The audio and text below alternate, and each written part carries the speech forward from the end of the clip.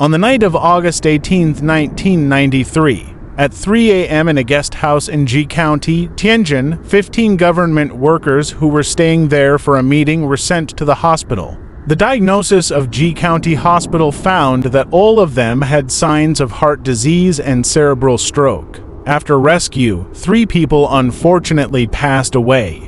The police immediately launched an investigation and found no signs of food poisoning or gas poisoning. The investigation of the 12 surviving personnel found that 3 of them had no memory of that night, but the other 9 all said that they heard the sound of gongs, drums, and crying behind the guest house that night.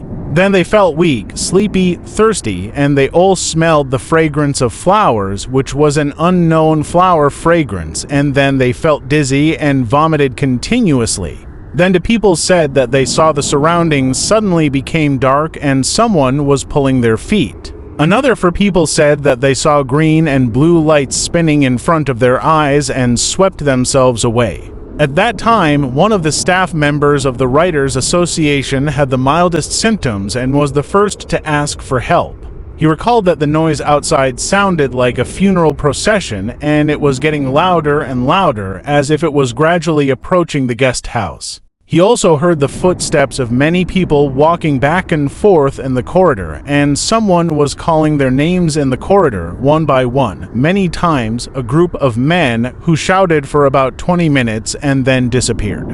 On August 19th, the police began to search the area around the guest house. There was a hillside behind the guest house. They found white sails and white flags all over the hill, paper money all over the ground, and many candles and incense, all of which had been burned not long ago. Then they investigated the 3 surrounding villages and found that there had been no funerals in any village recently and no one had died. How these things were placed on the hillside, no one knew.